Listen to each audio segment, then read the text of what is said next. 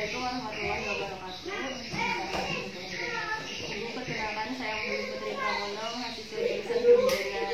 Ibu di sini terima kasih banyak sebelumnya atas waktunya. Di sini saya akan melakukan penyuluhan atau memberikan sedikit informasi ya Bu ya mengenai aplikasi eksklusif dan juga susu formula, kemudian dampak ASI eksklusif bagi anak ibu dan juga susu formula ya Bu ya. Nah, kita gunakan alat ini ya Bu ya. Yang pertama, penyuluhan mengenai ASI. Nah, apa sih ASI? ASI itu yang dimana ASI ibu yang diproduksi karena pengaruh hormon prolaktin dan oksitosin ya Bu ya setelah kelahiran bayi, yang memiliki kandungan terdiri dari air, protein, karbohidrat, lemak, mineral, zat antibodi, dan enzim. Nah, dilihat dari kandungannya ya Bu ya, ASI ini mempunyai cukup untuk kebutuhan nutrisi pada bayi ibu, dan juga ASI dapat mengurangi resiko bayi terkena penyakit tertentu seperti diare, ispa, asma, obesitas, dan diabetes.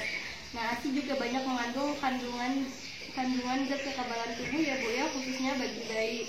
Cocok bagi bayi yang tidak menimbulkan alergi, beda halnya seperti susu formula.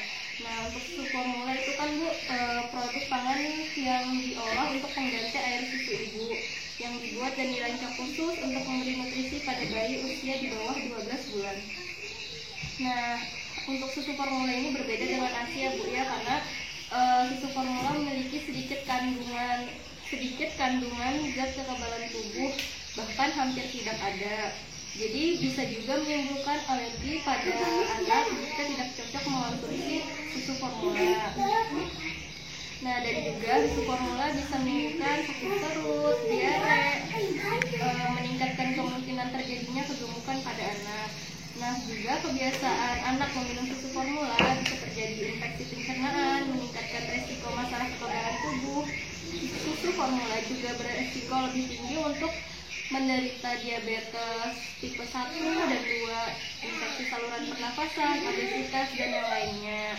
Sekarang anak ibu masih kuat ya Bu ya nyusu formulanya? Iya Bu, sebenarnya saya akan mengurangi pemberian susu formula karena saya ingin mengganti air susu, karena biasanya saya silam bisa memberikan.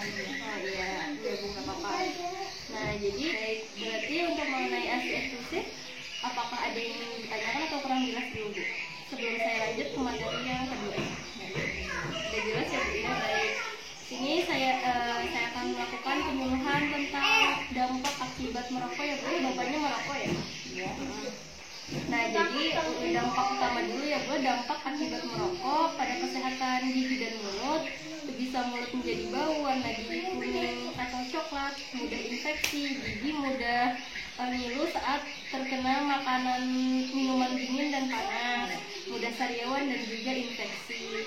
Nah, bagi bapaknya perokoknya satu hari itu bisa berapa Bu? Bisa 20 batang. Berarti 1 bungkus ya Bu ya, bapaknya perokok aktif.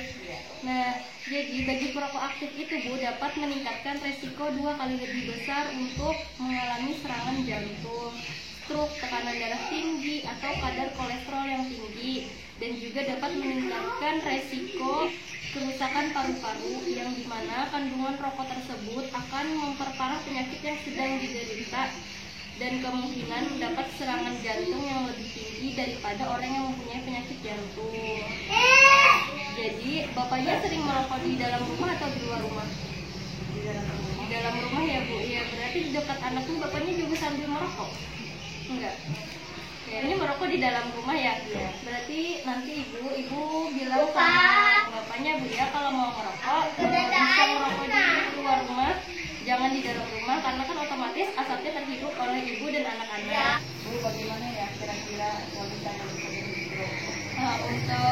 Kalau untuk bapaknya berhenti ya Bu ya, mungkin akan sedikit sulit kecuali kemauan dari bapaknya sendiri ya Bu ya. Nah, tapi ibu bisa aja cara untuk mengurangi agar suami ibu merokoknya lebih sedikit daripada hari biasanya. Pada saat bapaknya pulang kerja, usahakan mandi dulu ya sebelum menggendong anaknya. Usahakan mandi dulu, kemudian banyak beraktivitas bersama anak. Nah, jika bapak ada keinginan rasa ingin merokok, ibu bisa kasih bapaknya permen untuk menahan rasa keinginannya merokok.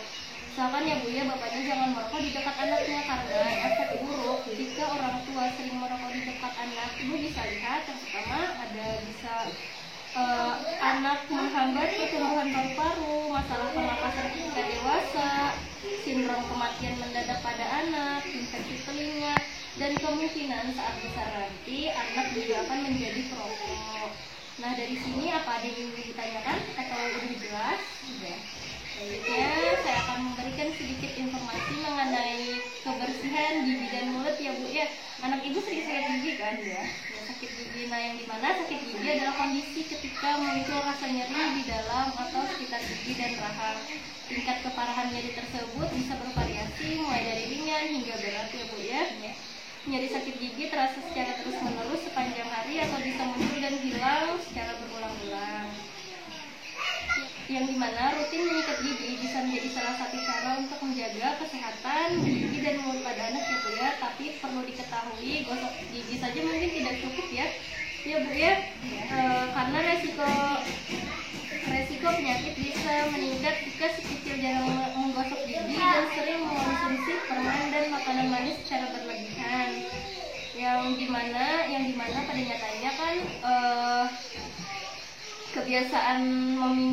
kebiasaan makan permen dan makan makanan manis yang berlebihan itu yang memicu gigi berlubang sehingga sakit.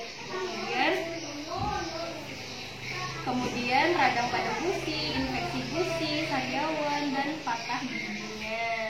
Dimana untuk menjaga kesehatan gigi dan mulut itu sebenarnya tidaklah sulit ya Bu ya. Yang sulit itu kalau sudah sakit kemudian diobati lebih sulit.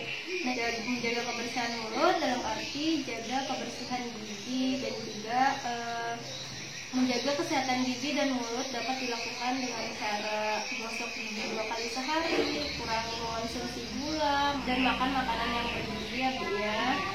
Anak ibu sulit ya untuk gosok gigi ya, kadang-kadang susah kalau disuruh kita gigi. Nah, jadi ibu bisa juga ya Bu ya membiasakan.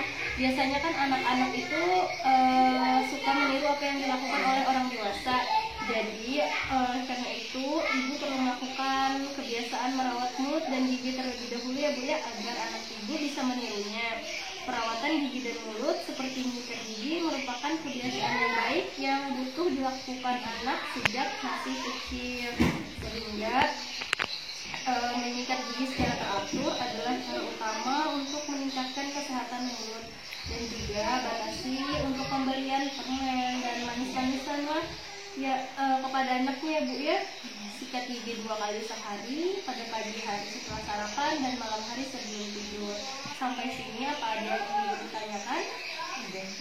Sudah jelas ya Bu ya? Oke, baik. Terima kasih banyak ya Bu ya. Sekian informasi yang dapat saya sampaikan, semoga bermanfaat. Salah hilaf mohon maaf.